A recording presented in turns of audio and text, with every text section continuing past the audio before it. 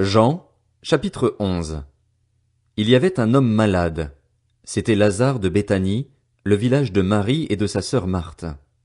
Marie était celle qui versa du parfum sur les pieds du Seigneur et qui les essuya avec ses cheveux. C'était son frère Lazare qui était malade. Les sœurs envoyèrent dire à Jésus, « Seigneur, celui que tu aimes est malade. » À cette nouvelle, Jésus dit, « Cette maladie n'aboutira pas à la mort, mais elle servira à la gloire de Dieu, afin qu'à travers elle la gloire du Fils de Dieu soit révélée. » Or, Jésus aimait Marthe, sa sœur et Lazare. Quand il eut appris que Lazare était malade, il resta encore 2 jours à l'endroit où il était. Puis il dit aux disciples, « Retournons en Judée. » Les disciples lui dirent, « Maître, tout récemment les Juifs cherchaient à te lapider et tu retournes là-bas. » Jésus répondit, « N'y a-t-il pas 12 heures de jour? Si quelqu'un marche pendant le jour, il ne trébuche pas, parce qu'il voit la lumière de ce monde. Mais si quelqu'un marche pendant la nuit, il trébuche, parce que la lumière n'est pas en lui. » Après ces paroles, il leur dit, « Notre ami Lazare s'est endormi, mais je vais aller le réveiller. » Les disciples lui dirent, « Seigneur, s'il s'est endormi, il sera guéri. » En fait, Jésus avait parlé de la mort de Lazare, mais ils crurent qu'il parlait de l'assoupissement du sommeil. Jésus leur dit alors ouvertement, « Lazare est mort, et à cause de vous, afin que vous croyiez, je me réjouis de ce que je n'étais pas là. Mais allons vers lui. » Là-dessus Thomas, appelé Didyme, dit aux autres disciples, « Allons-y, nous aussi, afin de mourir avec lui. » À son arrivée, Jésus trouva que Lazare était depuis 4 jours déjà dans le tombeau. Béthanie était près de Jérusalem, à moins de 3 kilomètres, et beaucoup de Juifs étaient venus chez Marthe et Marie pour les consoler de la mort de leur frère. Lorsque Marthe apprit que Jésus arrivait, elle alla à sa rencontre, tandis que Marie restait assise à la maison.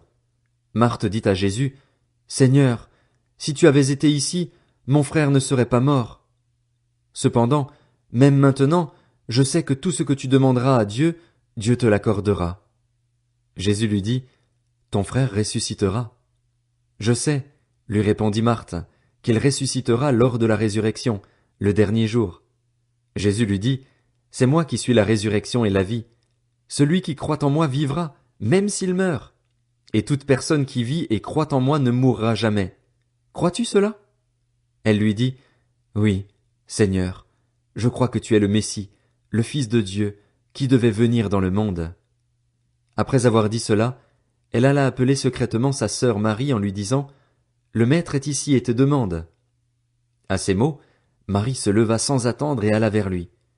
Jésus n'était pas encore entré dans le village, mais il était à l'endroit où Marthe l'avait rencontré. Les Juifs qui étaient avec Marie dans la maison et qui la consolaient la virent se lever soudain et sortir. Ils la suivirent en disant, « Elle va au tombeau pour y pleurer. » Marie arriva à l'endroit où était Jésus. Quand elle le vit, elle tomba à ses pieds et lui dit, « Seigneur, si tu avais été ici, mon frère ne serait pas mort. » En la voyant pleurer, elle et les Juifs venus avec elle, Jésus fut profondément indigné et bouleversé. Il dit, « Où l'avez-vous mis? » « Seigneur, lui répondit-on, viens et tu verras. » Jésus pleura. Les Juifs dirent alors, « Voyez comme il l'aimait. » Et quelques-uns d'entre eux dirent, « Lui qui a ouvert les yeux de l'aveugle, ne pouvait-il pas aussi faire en sorte que cet homme ne meure pas? » Jésus, de nouveau profondément indigné, se rendit au tombeau. C'était une grotte. Une pierre fermait l'entrée. Jésus dit, « Enlevez la pierre. » Marthe, la sœur du mort, lui dit, « Seigneur, il sent déjà, car il y a 4 jours qu'il est là. » Jésus lui dit, « Ne t'ai-je pas dit que si tu crois, tu verras la gloire de Dieu? » Ils enlevèrent donc la pierre de l'endroit où le mort avait été déposé. Jésus leva alors les yeux et dit, « Père, je te remercie de ce que tu m'as écouté.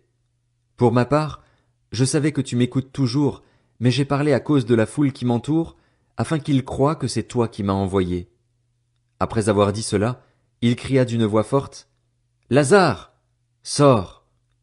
Et le mort sortit, les pieds et les mains attachés par des bandelettes et le visage enveloppé d'un linge.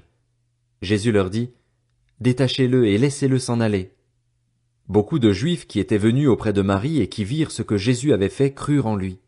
Mais quelques-uns d'entre eux allèrent trouver les pharisiens et leur racontèrent ce que Jésus avait fait. Alors les chefs des prêtres et les pharisiens rassemblèrent le Sanhédrin et dirent: Qu'allons-nous faire?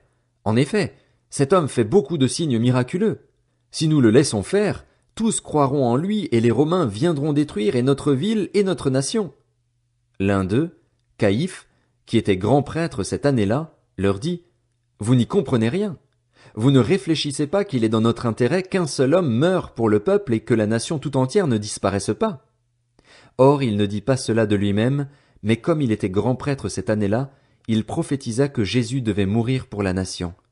Et ce n'était pas pour la nation seulement, c'était aussi afin de réunir en un seul corps les enfants de Dieu dispersés. Dès ce jour, ils tinrent conseil pour le faire mourir. C'est pourquoi Jésus ne se montra plus ouvertement parmi les Juifs, mais il se retira dans la région voisine du désert, dans une ville appelée Éphraïm, où il resta avec ses disciples. La Pâque des Juifs était proche, et beaucoup de gens montèrent de la campagne à Jérusalem avant la Pâque pour se purifier. Ils cherchaient Jésus et se disaient les uns aux autres dans le temple: Qu'en pensez-vous? Ne viendra-t-il pas à la fête? Or les chefs des prêtres et les pharisiens avaient donné l'ordre que, si quelqu'un savait où était Jésus, il le dénonce, afin qu'on l'arrête.